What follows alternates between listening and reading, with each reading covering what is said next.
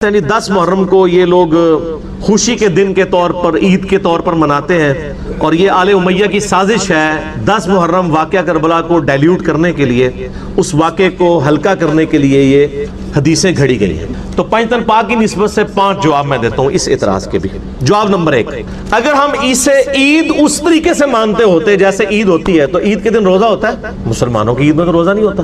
یہ عید اس حوالے سے نہیں، یہ بار بار لوٹ کے آنے والا دن ہے، اور بخاری مسلم میں الفاظ ہیں شکرانے کے طور پہ نبی علیہ السلام نے اسے تعلیم فرمایا۔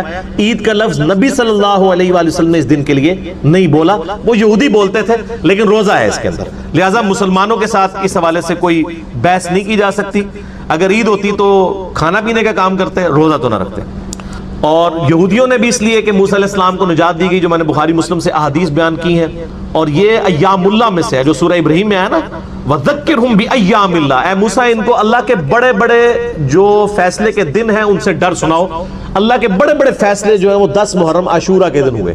آدم علیہ السلام کی توبہ قبول ہوئی، نوح علیہ السلام کی کشتی جو ہے وہ کنارے لگی، یونس علیہ السلام مچھلی کے پیٹ سے آزاد ہوئے، قوم سمود کو برباد کیا گیا، ابراہیم علیہ السلام کو آتش نمرود سے نجات ملی، اسی طریقے سے موسیٰ علیہ السلام کا ذکر تو بخاری مسلم میں ہے کہ فرعون کو ڈبویا گیا۔ تو یہ ایام اللہ میں سے تھا۔ جواب نمبر 2، یقیناً 10 محرم عاشورہ 61 ہجری کا جو واقعہ ہے، اس کی وجہ سے پوری امت غمناک ہے، ہم اس واقعے سے تو کوئی انکار نہیں کرتے، لیکن اس غم کی وجہ سے موسیٰ علیہ السلام کی جو وہ والی فضیلت ہے شکرانے والی، وہ ڈائلیوٹ نہیں ہوتی ہے، اس لیے کہ اگر ایک واقعے سے دوسرے واقعے کو ڈائلیوٹ کیا جائے تو میں اس میں الزامی اور پھکی والا جواب دیتا ہوں کہ حضرت حسین علیہ السلام کی شہادت سے بڑھ کر جو سانحہ ہے وہ مولا علی کی شہادت ہے۔ وہ کب ہوئی ہے؟ 21 رمضان کو۔ تو اب کیا ہم 21 رمضان کو غم کے طور پر مانتے ہوئے کیا رمضان کی فضائل کا انکار کر دیں گے؟ کبھی نہیں کریں گے، وہ تو اپنی جگہ رہیں گے۔ البتہ ہمارے لیے تو دکھ کا دن ہے، اور مولا علی کی تو شہادت اس لیے بھی دکھ ہے اس حوالے سے کہ المستدرک للحاکم میں حدیث ہے، انٹرنیشنل نمبر کے مطابق 4679، سنن نسائی الکبریٰ میں بھی ہے 8538۔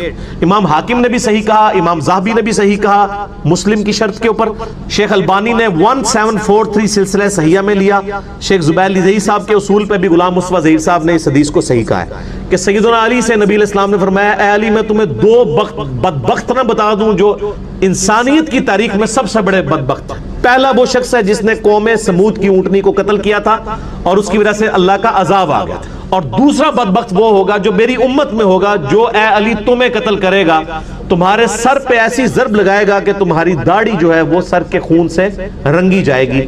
یعنی جس طرح قوم سمود پہ عذاب آیا تھا نا اونٹنی کاٹنے کی وجہ سے، اس امت پہ بھی عذاب آیا حضرت علی کو قتل کرنے کی وجہ۔ یہ ریزیمبلنس آپ دیکھ لیں، اور واقعی اس کے بعد پھر امت کو وہ خلافت نصیب نہیں ہوئی دوبارہ، سوائے بیچ میں 2 سال عمر بن عبدالعزیز کے۔ تو حضرت علی کی جو شہادت کا دن ہے وہ تو اس سے بڑھ کے غمناک دن ہے، لیکن اس کی وجہ سے کوئی رمضان کی فضیلت کا انکار نہیں کرے گا۔ اسی طریقے سے 10 محرم کے اس واقعے سے وہ غم اپنی جگہ، 10 محرم کی اپنی فضیلت ڈسٹرب نہیں ہوگی۔ جواب نمبر 3، ہمارے محدثین منصف مزاج تھے، انہوں نے کوئی چیز امت سے نہیں چھپائی۔ اگر انہوں نے معاملات کو ڈائلیوٹ کرنا ہوتا نا تو یہ جو انڈیا پاکستان کے اندر یہ نئی بدعت 30-40 سال سے جو شروع ہوئی ہے کہ 1 محرم کو حضرت عمر کی شہادت کا دن ڈکلیئر کر دیا ہے، تو ہمارے محدثین یہ کام کر کے جاتے ہیں، انہوں نے تو کوئی ایسی حرکت نہیں کی۔ آپ اہل سنت کی مین 3 کتابیں ہیں صحابہ کرام کے حالات کے اوپر، ان سے بڑی کوئی اور کتابیں نہیں۔ نمبر 1 الاستیاب، امام ابن عبد البر، المتوفى 463 ہجری۔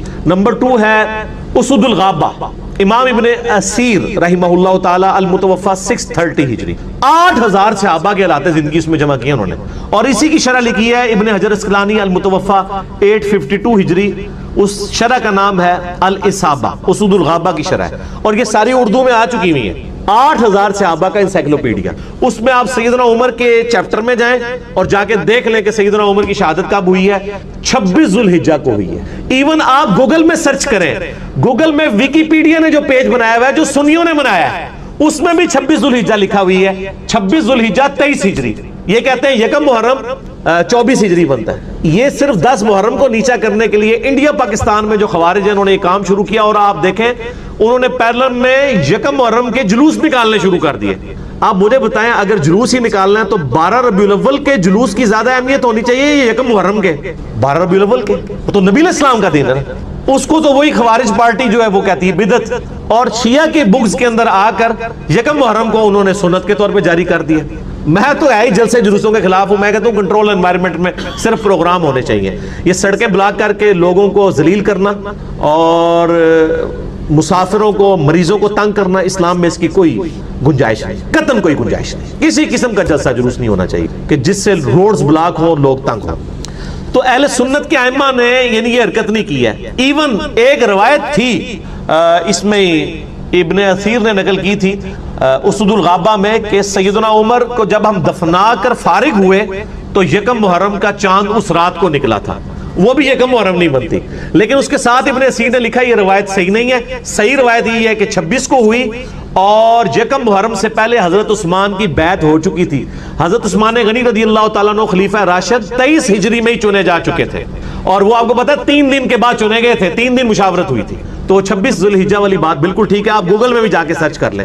تو یہ میرا تیسرا جواب تھا کہ اگر یہ 2 نمبری ہم نے کرنی ہوتی تو ہم مانتے. ہم تو ڈنکے کی چوٹ پہ کہہ رہے ہیں کہ یکم محرم سیدنا عمر فاروق رضی اللہ تعالیٰ عنہ علیہ السلام کا یوم شہادت نہیں ہے. جو بات صحیح ہے وہ ہم مانتے ہیں. باقی 10 محرم پہ تو اجماع امت ہے کہ سیدنا حسین کی شہادت ہوئی کربلا کے اندر 61 ہجری میں. جواب نمبر 4 میرے بھائیو، اہل حدیث اور اہل سنت یعنی انٹرچینجبل ورڈ استعمال ہوتے ہیں. اہل حدیث میں منہج کے اعتبار سے بات کروں، محدثین اپنے لیے اہل حدیث استعمال کرتے تھے، اہل سنت بھی. اہل سنت کے محدثین اگر اہل بیت سے بغض رکھتے ہوتے تو قتل حسین کا ذکر اپنی حدیث کی کتابوں میں نہ کر. میں درجنوں احادیث صرف بخاری اور مسلم سے زبانی بتا سکتا ہوں. ایک نمونے کے طور پر صحیح بخاری میں حسین علیہ السلام کے چیپٹر میں حدیث ہے انٹرنیشنل نمبر کے مطابق 3748. امام بخاری لے کے آئے کہ حسین علیہ السلام کا سر کاٹ کر تشت میں عبید اللہ ابن زیاد گورنر کوفہ یزید ابن معاویہ کا ان کے سامنے لا کر رکھا گیا. تو وہ اس کے ساتھ ان کے حسن کے بارے میں کوئی بات کرنے لگا تو انس ابن مالک رضی اللہ تعالیٰ عنہ پاس بیٹھے ہوئے تھے. انہوں نے کہا کہ حسین ابن علی نبی علیہ السلام کے سب سے زیادہ ہم شکل تھے. یہ بخاری میں حدیث ہے، تو پردہ تو کوئی نہیں ڈالا انہوں نے. اور اس حدیث میں امام بخاری نے حسین علیہ السلام لکھا ہے 3748. آپ جا کے اسلام 360 میں بھی دیکھ لیں، sunna.com میں، لیکن عربی میں دیکھیے گا. اردو ہی مولوی وڑ گیا ہے انہیں رضی اللہ عنہ کرتا جائے. مولوی وڑ جائے تو انہوں ہی کی شے کاٹ سکتی ہے جیڑی مولوی جو نکلی ہوئی ہے. یعنی عرض کیا ہے کہ نہ میں وابی نہ میں بابی، میں ہوں مسلم علمی کتابی. ٹھیک ہوگا جی. اور مسند احمد میں 2165 نمبر حدیث ہے. یعنی یہ تو حدیث اتنی زبردست یعنی تواتر کے ساتھ نقل ہوئی ہے ابن عباس کے کئی شاگردوں سے. شعیب ارنوت بھی سے صحیح کہتے ہیں. شیخ زبیر صاحب نے بھی نقل کی فضائل صحابہ میں کہ نبی علیہ السلام کی وفات کے 50 سال کے بعد ابن عباس نے دوپہر کے وقت ایک خواب دیکھا. انہوں نے نبی صلی اللہ علیہ وآلہ وسلم کو خواب میں دیکھا، صحابی نے. اور بخاری مسلم کی حدیث ہے جس نے خواب میں مجھے دیکھا اس نے مجھے کو دیکھا. صحابہ کو تو حضور کی شکل کا بھی پتا تھا. ابن عباس کہتے ہیں میں نے دیکھا کہ آپ صلی اللہ علیہ وآلہ وسلم کے بال مبارک گرد آلود ہیں، پراندہ حالت ہے، کپڑوں پہ گرد ہے، ہاتھ میں خون کی شیشی ہے اور پریشان کھڑے ہیں. میں نے پوچھا اللہ کے نبی علیہ السلام آپ کو کس نے غمزدہ کیا، یہ آپ کی کیا حالت ہے؟ تو آپ نے فرمایا آج میں صبح سے حسین اور اس کے ساتھیوں کا خون سمیٹ رہا ہوں. یہ ایک تشبیہ تھی. خواب جو ہے یہ علیحدہ سے ایک محکمہ ہے، وہ میرا کلپ دیکھ لیں، لاکھوں لوگ دیکھ چکے ہیں. خواب میں دیدار مصطفیٰ صلی اللہ علیہ وآلہ وسلم میں نے ڈیٹیل بتائی ہے. یہ نہیں ہوتا کہ یہ فزیکلی پرفارم ہوا ہوتا ہے، یہ ایک تمثیل دکھائی جاتی ہے.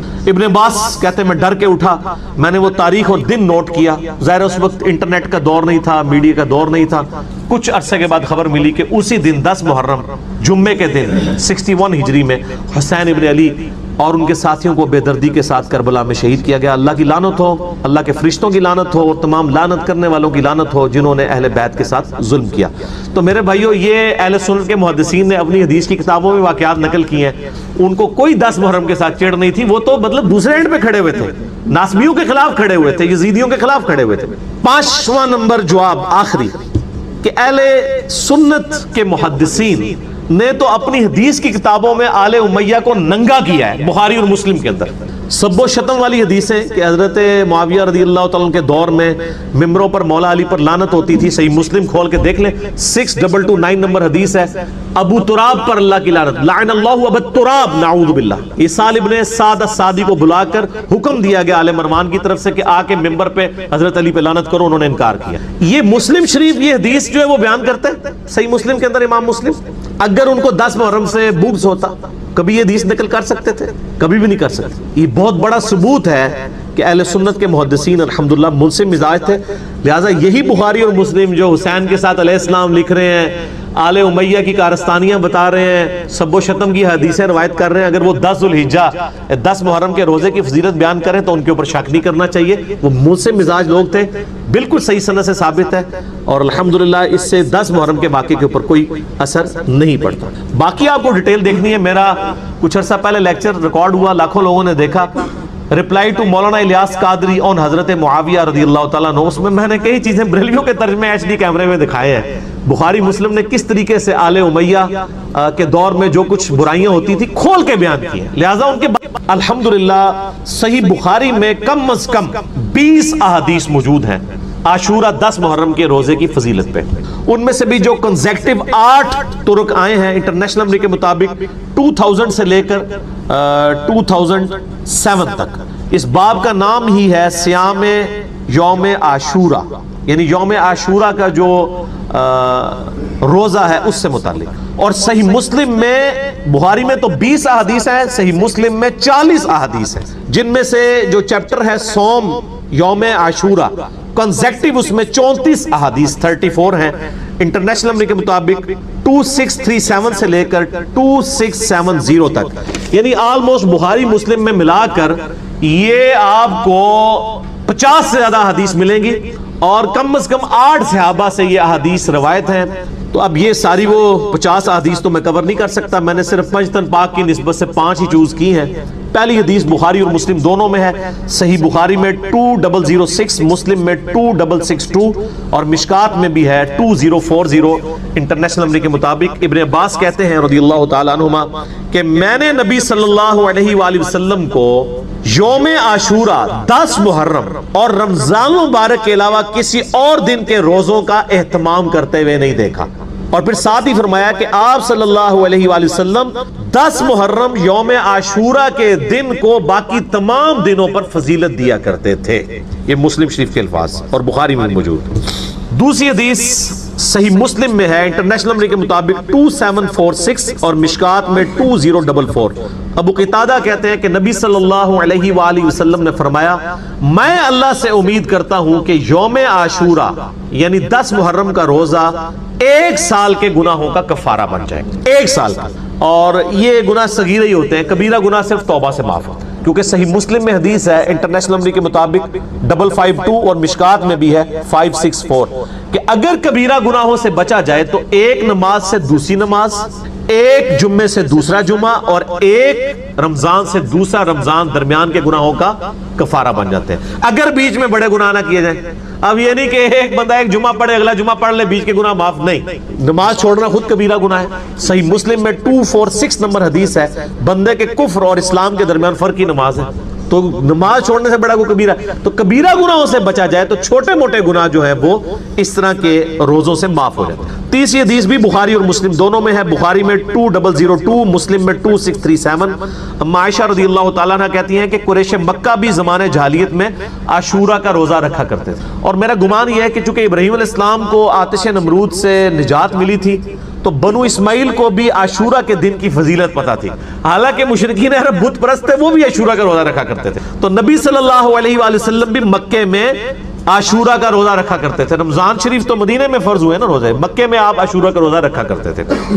اما عائشہ کے آگے الفاظ ہیں حتیٰ کہ ہجرت مدینہ کے بعد بھی آپ صلی اللہ علیہ وآلہ وسلم ہمیں حکم دیتے تھے کہ ہم عاشورہ کا روزہ رکھیں، لیکن جب رمضان کے روزے فرض ہوئے تو آپ صلی اللہ علیہ وآلہ وسلم نے ارشاد فرمایا اب جس کی مرضی چاہے وہ عاشورہ کا روزہ رکھے، جس کی مرضی اس روزے کو چھوڑ دے۔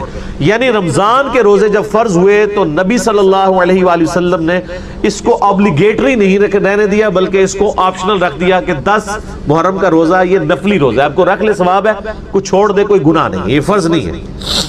چوتھی حدیث بھی بخاری اور مسلم دونوں میں ہے، بخاری میں 2004، مسلم میں 2656۔ عبداللہ ابن عباس کہتے ہیں کہ جب نبی صلی اللہ علیہ وآلہ وسلم مدینہ شریف تشریف لائے تو آپ نے یہودیوں کو دیکھا کہ وہ عاشورہ کا روزہ رکھتے ہیں، پوچھا کیوں رکھتے ہو تو انہوں نے کہا کہ اللہ تعالیٰ نے موسیٰ علیہ السلام کو نجات دی تھی فرعون سے، تو ہم اس دن کی تعظیم کرتے ہیں. مسلم شریف کے ایک طریق میں الفاظ ہیں ہم اس دن کی تعظیم کرتے ہیں, دوسرے میں الفاظ ہیں ہم اللہ کا شکر کرتے ہیں, اور تیسرے میں الفاظ ہیں کہ ہم اسے عید کے دن کے طور پر مانتے ہیں. تو آپ صلی اللہ علیہ وآلہ وسلم نے فرمایا ہمارا تو زیادہ حق ہے کہ ہم موسیٰ علیہ السلام کے لیے شکرانے کے طور پر روزہ رکھیں, کیونکہ ہم موسیٰ علیہ السلام سے تم سے زیادہ بڑھ کر قریب ہیں. ظاہر ہے کہ وہ تو ٹیمپرڈ فارم میں تورات کو لے کے چل رہے تھے. نبی علیہ السلام کی تو یہ جو دین ہے یہ اسی کی کنٹینیوشن ہے بنی اسرائیل کی, صرف شریعت میں تھوڑی بہت چینج آئی. تو آپ صلی اللہ علیہ وسلم نے پھر صحابہ کو حکم دیا کہ 10 محرم الحرام کا روزہ رکھو. 5ویں حدیث صحیح مسلم میں ہے 2666, مشکات میں 2041. ابن عباس رضی اللہ تعالیٰ عنہ کہتے ہیں کہ جب نبی صلی اللہ علیہ وآلہ وسلم نے ہمیں حکم دیا اس بات کا کہ ہم بھی جو ہے وہ عاشورہ کا روزہ رکھیں, تو کچھ اصحاب نے عرض کیا کہ یہ تو یہود و نصارہ کی پیروی ہو جائے گی ایک طرح کی. تو آپ نے فرمایا پھر تم ان کی مخالفت کرو اور تم 9 تاریخ کا روزہ رکھو, یعنی 9 محرم الحرام کا, اور اگر میں اگلے سال تک زندہ رہا تو میں بھی 9 کا روزہ ایڈ کروں گا. لیکن اس سے پہلے ابن عباس کے الفاظ ہیں کہ نبی علیہ السلام دنیا سے چلے گئے. اچھا, یہ حدیث میں کافی ساری کنٹراڈکشنز آتی ہیں, تو وہ بعض لوگ کہتے ہیں وہ یہ اضطراب ہے, پہلے آپ نے اجازت دے دی اور پھر آپ نے یہود و نصارہ کی مخالفت کا اس وقت کیوں نہیں خیال آیا, بالکل اینڈ پہ کیوں آیا. بیسیکلی یہ گریجولی شریعت کے احکام ایوالو ہوتے ہیں, یہ نہیں ہوتا کہ مطلب وہ ایک دن میں ساری چیزیں سیٹل ہو جاتی ہیں. تو یہ یعنی الٹیمیٹلی یہ ڈیسیو ہوا. اچھا, یہ جو مسلم شریف کے الفاظ ہے نا, میں اگلے تم 9 کا روزہ رکھو, یہ جب آپ کسی کا بھی ترجمہ دیکھیں گے نا, بریلوی, دیوبندی, اہل حدیث, شیعہ, تو سب نے بریکٹ میں لکھا ہوگا 9 کا بھی روزہ رکھو. یہ بھی جو انہوں نے لگائی ہوئی ہے نا, یہ حدیث میں نہیں ہے, لیکن لگائی صحیح ہوئی ہے. پہلی شاید جڑی کہ صحیح لائی ہوئی ہے انہوں نے, وہ اس لیے لگائی ہے کہ جامعہ ترمذی میں حدیث ہے 755 انٹرنیشنل نمبر کے مطابق کہ ابن عباس نے فرمایا کہ نبی علیہ السلام ہمیں یوم عاشورہ کا روزہ 10 محرم کو رکھنے کا کہتے تھے. اس میں 10 کی تاریخ بھی آ گئی. البتہ اس حدیث کی صحت میں اختلاف ہے, شیخ البانی سے صحیح کہتے ہیں, شیخ زبیر صاحب ضعیف کہتے ہیں حسن بصری کی تدلیس کی وجہ سے. لیکن اس کو سپورٹیو ایک چیز امام ترمذی نے ساتھ جو قول لکھا ہے نا, موقوفاً یہ روایت بالکل صحیح ہے, اس کو شیخ زبیر صاحب بھی صحیح مانتے ہیں. امام ترمذی نے اس حدیث 755 کے ساتھ لکھا, ابن عباس فرمایا کرتے تھے کہ 9 اور 10 2 روزے رکھ کر یہودیوں کی مخالفت کرو, اور اس کی پوری سند ہے سنن کبریٰ البیہقی میں انٹرنیشنل نمبر کے مطابق 8187 جلد 4 پیج 287 پہ, جسے شیخ زبیر صاحب نے بھی اپنے الحدیث رسالے میں لکھا ابن عباس کے اس قول کو جو ترمذی لے کے آئے ہیں. اور میں نے پہلے بھی عرض کیا ہے کہ اگر کوئی صحابی کی حدیث موقوف ثابت ہو جائے تو مرفوع حدیث اگر ضعیف بھی ہونا اس کو سپورٹ مل جاتی ہے. تو ابن عباس فرمایا کرتے ہیں کہ یہود و نصارہ کی مخالفت کرو 9 اور 10 2 روزے رکھ کے. اب آپ کو پتہ ہے مسلم میں انہوں نے بھی کیوں کیا ہے, وہ اس کی وجہ سے کی. مسند احمد میں ایک حدیث ہے انٹرنیشنل نمبر کے مطابق 2154, یہ حدیث کمزور ہے. اس میں ابن عباس کا قول یہ ہے کہ یہود و نصارہ کی مخالفت کرو 10 سے پہلے ایک روزہ ملا کر یا 10 کے بعد ایک روزہ ملا کر, یعنی 9 اور 11 دونوں آپشن. بہرحال اجتہاداً یہ صحیح ہے, اگر کسی شخص کا 9 کا روزہ رہ جائے, اب اس نے 10 کا رکھا ہے, میرے ساتھ ایک دفعہ ایسے ہو گیا تھا, پھر میں نے 11 کا روزہ رکھ لیا تاکہ مخالفت ہو جائے 2 روزے رکھ کر. تو اب مسلم شریف کی جو حدیث ہے اگلے سال میں زندہ رہا تو 9 کا رکھوں گا, تو وہ بھی ہے, یہ نہیں ہے کہ 10 کا چھوڑ دوں گا. اگر امام دوسری رکعت میں درود پڑھنے کا موقع نہ دے تو اس صورت میں کیا رائے ہے؟ دوسری رکعت میں درود پڑھنے کا موقع نہ دے, دوسری رکعت میں تو درود پڑھ لیں تب بھی ٹھیک, نہ بھی پڑھیں تب بھی ٹھیک. چوتھی رکعت میں ضروری ہے, آخری میں ضروری ہے. تو آپ چھوٹا سا تو پڑھ لینا اللہم صلی علی محمد وعلی آل محمد, کافی. ترمذی میں یہ حدیث ہے, سیدنا عمر کا قول ہے کہ جب تک رسول اللہ پر درود نہ پڑھو تو زمین و آسمان کے درمیان دعا لٹکی رہتی ہے. لیکن وہ روایت کمزور ہے اور اس میں ایک مجہول راوی ہے, لیکن یہ بات اپنی اصل میں درست ہے, کیونکہ نبی صلی اللہ علیہ وآلہ وسلم نے جو ترمذی میں حدیث ہے, ایک شخص آیا, اس نے ڈائریکٹ دعا مانگی, آپ نے فرمایا سائل نے جلدی کر دی. دوسرے نے آگے اللہ کی حمد اور دروشی پڑھ کے پھر دعا کی, آپ نے فرمایا سل تعطیٰ, مانگ تجھے دیا جائے گا. اور پھر پہلے والے شخص کو بلا کے آپ نے سمجھایا کہ دعا کا یہ طریقہ نہیں, پہلے اللہ کی حمد بیان کرو, پھر دروشی, پھر دعا مانگو. ہم نماز میں بھی یہ کہتے ہیں, پہلے التحیات للہ پڑھتے ہیں, حمد, پھر نبی علیہ السلام پہ سلام عرض کرتے ہیں, پھر دروشی, پھر اینڈ پہ دعا مانگتے ہیں. تو دعا کا سلیقہ اور ڈیکورم یہی ہے کہ حمد اور درود کے بغیر دعا نہیں مانگنی. تو اگرچہ یہ حدیث اپنے متن کے اعتبار سے یعنی اپنے سند کے اعتبار سے کمزور ہے، لیکن اپنے متن کے اعتبار سے بالکل درست ہے کہ دعا کی قبولیت کے لیے چاہیے. پھر وہ جو حدیث ہے مسند احمد کی کہ قیامت والے دن جو لوگ جنت میں داخل بھی ہو گئے اور دنیا میں بغیر حمد و درود کے کسی مجلس سے اٹھے ہوں گے، وہاں پہ بھی ان کو حسرت ہو رہی ہوگی جب وہ اجر دیکھیں گے اصل میں کہ یار یہ تو بڑی چیز تھا درود شریف، ہم نے اس کو لائٹ لیا. تو جنت میں جا کے کسی چیز کی حسرت ہونا تو بہت بڑے لیول کی حسرت ہے اگر دیکھا جائے تو کیوں اپنا ثواب ہم کریں. پھر جو سنن نسائی کی حدیث بار بار میں نے بیان کی ہے، جو زید بن خارجہ کو نبی علیہ السلام نے وصیت کی کہ اپنی دعاؤں میں مجھ پہ درود کو لازم کرو. تو کیوں؟ وہ دعا کی قبولیت کا ذریعہ ہے. تو اس لیے دعا اگر کسی نے قبول کروانی ہے، اور قبولیت کا مطلب یہ نہیں ہوتا کہ آپ جو کچھ مانگ رہے ہیں وہی کچھ آپ کو مل جائے گا. یہ بھی ذرا اپنے دماغ میں بات ڈال لیں. ترمذی میں مسند احمد میں موجود ہے دعا تو کبھی رد ہی نہیں جاتی، یا جو مانگا وہ مل جائے گا نبی علیہ السلام نے فرمایا، یا اس سے بہتر نعم البدل دے دیا جائے گا، یا اللہ تعالیٰ اس کو قیامت والے دن تمہارے لیے سٹور کر دے گا، اس کے عوض تمہیں ثواب دے دے گا. تو دعا تو قبول ہوتی ہے، دعا عبادت ہے. دعا ایسی عبادت ہے کہ جو نہیں کرتا اللہ اس سے ناراض ہوتا ہے. قرآن میں آیا نہیں سورہ المومن کی آیت نمبر 60 ان الذین یستکبرون عن عبادتی، بے شک جو لوگ مجھ سے دعا کرنے میں میری عبادت میں تکبر کرتے ہیں میں انہیں ذلیل و خوار کر کے دوزخ میں داخل کروں گا. اس کا سٹارٹ اسی سے ہوتا ہے ادعونی استجب لکم، اے میرے بندو مجھ سے مانگو میں تمہاری دعائیں قبول کروں گا. جو مجھ سے عبادت میں تکبر کرے گا، مجھ سے دعا نہیں مانگے گا، میں اسے ذلیل خوار کر کے دوزخ میں ڈالوں گا. اور کتنا لطیف نکتہ ہے، دنیا کے بادشاہوں سے مانگا جائے تو وہ ناگواری کا اظہار کرتے ہیں، خاص حد تک دیں گے اس کے بعد. اور اس کائنات کا بادشاہ وہ ہے کہ اگر اس سے نہ مانگے تو وہ ناراض ہوتا ہے. فرق دیکھا سر؟ اللہ اکبر کبیرہ والحمد للہ کثیرہ وسبحان اللہ بکرۃ واصیلا. پہلی حدیث صحیح بخاری اور صحیح مسلم دونوں میں موجود ہے. صحیح مسلم میں ذرا تفصیل کے ساتھ ہے. اللہ کے محبوب صلی اللہ علیہ وآلہ وسلم نے فرمایا کہ تم میں سے جو شخص اذان کی آواز سنے تو جو مؤذن کہتا ہے وہ انہی کلمات کو رپیٹ کرے، اور پھر اس کے بعد مجھ پر ایک دفعہ درود شریف پڑھے. جو ایک دفعہ درود شریف پڑھے گا اللہ تعالیٰ اس پر 10 دفعہ درود بھیجے گا، یعنی 10 رحمتیں نازل فرمائے گا. اس کے بعد اللہ کے حضور میرے لیے مقام وسیلہ کی دعا مانگو. وسیلہ جنت میں ایک مقام ہے جو اس کائنات میں ایک شخص کو ملے گا، اور میں اللہ سے امید کرتا ہوں وہ ایک شخص میں ہوں، نبی علیہ السلام نے فرمایا. اور پھر آپ علیہ السلام نے ہمارے لیے خوشخبری فرمائی کہ جو یہ عمل کرے گا قیامت والے دن میری شفاعت اس کے لیے حلال ہو جائے گی انشاءاللہ تعالی. اللہم اجعلنا منہم. تو شفاعت رسول صلی اللہ علیہ وآلہ وسلم حاصل کرنے کا وظیفہ اذان کا جواب دینا ہے، یعنی اذان کے کلمات رپیٹ کرنے. اس میں حی علی الصلاۃ حی علی الفلاح پر آپ لا حول ولا قوۃ الا باللہ پڑھیں، یہ بھی جواب ہے، اور یہی کلمات رپیٹ بھی کر سکتے ہیں.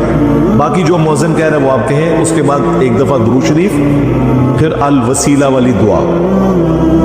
مسلم شریف میں وہ دعا نہیں آئی، لیکن بخاری میں وہ دعا بھی آئی ہے. پھر اللہم رب هذه الدعوة التامة والصلاة القائمة آت محمدا الوسيلة والفضيلة وابعثه مقاما محمودا الذي وعدته وارزقنا شفاعته يوم القيامة. یہ بیچ میں خود سے ایڈ کر دیا ہوا ہے، وعدتا تک ہے. اس کے بعد انک لا تخلف المیعاد، یہ بخاری میں موجود نہیں لیکن سنن کبری البیہقی میں صحیح سند کے ساتھ موجود ہے. انک لا تخلف المیعاد وہ پڑھ لیں بہتر ہے. وعدتا تک پڑھ لیں تب بھی دعا مکمل ہے. باقی جو خود سے لوگوں نے بیچ میں ایڈ کیے ہیں الفاظ وہ احادیث میں موجود نہیں ہے. ہم ایک ایک حدیث ڈسپلے کروا دیں گے تاکہ اگر کسی کو دعا یاد نہیں ہے تو وہ امیج اس کا لے کر وہ دعا یاد بھی کر سکتا ہے. شفاعت رسول صلی اللہ علیہ وآلہ وسلم حاصل کرنے کا نسخہ یا وظیفہ۔ اب اس حدیث سے یہ بات پتہ چلی کہ اذان کے بعد درود شریف پڑھنا یہ نبی علیہ السلام نے مشروع فرمایا ہے، تعلیم فرمایا ہے۔ اذان کے بعد درود پڑھنا سنت ہے، لیکن اذان کے ساتھ نہیں، اذان مکمل ہونے کے بعد۔ اذان سے پہلے درود پڑھنا اور اسے بالکل جوڑ دینا، اور وہ بھی صرف اس وقت پڑھنا جب سپیکر آن ہو، سپیکر آف ہو، بجلی گئی ہوئی ہو، تو چونکہ کوئی سننے والا نہیں ہے اس لیے صرف اذان کہنا اور درود شریف چھوڑ دینا، اس کا مطلب یہ ہے کہ ایک فرقہ واریت کی نظر آئے چیز۔ صحیح مسلم کی شرح لکھی ہمارے استاد غلام سعود سعیدی صاحب نے رحمہ اللہ تعالی، بریلوی عالم تھے۔ انہوں نے ڈھکے چھپے الفاظ میں بریلویوں کی خود مذمت کر دی اس حوالے سے۔ انہوں نے کہا کہ حضرت بلال حبشی رضی اللہ تعالیٰ عنہ ہم سے بڑے عاشق رسول تھے، صحابہ تابعین ہم سے بڑے عاشق رسول تھے، وہ جب اذان دیتے تھے تو اذان سے پہلے درود و سلام نہیں پڑھا کرتے تھے، لہٰذا بہتر یہی ہے کہ اسی طریقے سے اذان دی جائے۔ یہ مفتی منیب الرحمان جو مفتی اعظم ہیں بریلویوں کے، ان کے مدرسے میں شیخ الحدیث تھے، میری ان سے تفصیلی ملاقات بھی ہوئی ہے 22 مارچ 2007 کو، بلکہ فجر کے فوراً بعد میری فلائٹ تھی تو میں رات کو پھر اسی مدرسے میں رکا تھا، آفس کے کام کے سلسلے میں گیا ہوا تھا۔ تو انہوں نے باقاعدہ شرح صحیح مسلم میں لکھا ہے کہ یہ اس طریقے سے اذان دے رہے ہیں اور اس کو عشق رسول بتا رہے ہیں، اور جو اذان نہیں دیتے انہیں وہ کہتے ہیں کوئی عشق سے محروم ہے، تو یہ بالکل غلط اپروچ ہے۔ البتہ اذان کے بعد درود شریف پڑھنا، اور وہ بھی الوسیلہ والی دعا سے پہلے، تاکہ نبی علیہ السلام کی شفاعت حاصل ہو، یہ سنت ہے۔ دوسری حدیث صحیح مسلم میں ہے کہ نبی علیہ السلام نے فرمایا جو مجھ پر ایک دفعہ درود پڑھے گا اللہ تعالیٰ اس پر 10 دفعہ درود پڑھے گا، یعنی جو میرے لیے ایک دفعہ دعائے رحمت کرے گا اللہ تعالیٰ اس پر 10 رحمتیں نازل فرمائے گا۔ تیسری حدیث سنن نسائی میں ہے، حضرت جبرائیل علیہ السلام رسول اللہ کی خدمت میں حاضر ہوئے اور کہا کہ آپ کا رب آپ سے فرماتا ہے کہ کیا آپ اس بات پر راضی نہیں ہیں کہ آپ کا جو بھی امتی آپ پر ایک دفعہ درود بھیجے اللہ تعالیٰ اس پر 10 دفعہ رحمت نازل فرمائے گا، اور جو ایک دفعہ سلام بھیجے گا اللہ تعالیٰ اس پر 10 دفعہ سلامتی نازل فرمائے گا۔ یہ وہ حدیث ہے جس میں درود اور سلام دونوں کا ذکر ہے، ورنہ اس سے اوپر جو 2 حدیثیں ڈسکس ہوئی ان میں صرف درود کا ذکر تھا۔ درود اور سلام انٹرچینجبل الفاظ ہیں، جس طرح اردو میں خوش و خرم، حسین و جمیل، اور قرآن میں تو صرف سلام آیا، سلام علی ابراہیم، سلام علی موسیٰ و ہارون، اور پھر اسے کنکلوڈ کیا سبحان ربک رب العزت عما یصفون وسلام علی المرسلین والحمد للہ رب العالمین۔ اور آیت درود میں بھی دیکھیں اللہ اور فرشتے درود بھیجتے ہیں، اس میں سلام کا ذکر نہیں۔ اے ایمان والو تم درود اور سلام بھیجو، تو کیا سلام کے بغیر جو اللہ اور فرشتے بھیج رہے ہیں وہ ناقص درود ہے؟ نہیں، درود اور سلام انٹرچینجبل الفاظ ہیں، اس میں پہلے بھی بول چکا۔ چوتھی حدیث بھی سنن نسائی سے ہے کہ نبی علیہ السلام نے فرمایا جو ایک بار درود پڑھے گا، صرف درود کا ذکر ہے، اور یہ کہتے ہیں بغیر سلام کے پڑھا تو ناقص ہوگا، بالکل جھوٹ بولتے ہو تم، اللہ کے نبی پہ جھوٹ باندھتے ہو۔ اللہ تعالیٰ اس پہ 10 رحمتیں نازل فرمائے گا، 10 گناہ معاف کر دے گا، اور اس کے 10 درجات بلند فرمائے گا۔ 5ویں حدیث جامعہ ترمذی میں ہے، نبی علیہ السلام نے فرمایا قیامت کے دن میرے سب سے زیادہ نزدیک وہ شخص ہوگا جس نے دنیا میں مجھ پہ سب سے زیادہ درود پڑھا ہوگا۔ اللہم صلی علی محمد وعلی آل محمد۔ 6ٹھی حدیث بھی جامعہ ترمذی میں ہے، اس حدیث کی صحت میں اختلاف ہے، چونکہ کچھ محدثین اسے صحیح سمجھتے ہیں اس لیے میں اسے کوٹ کر رہا ہوں۔ ابی ابن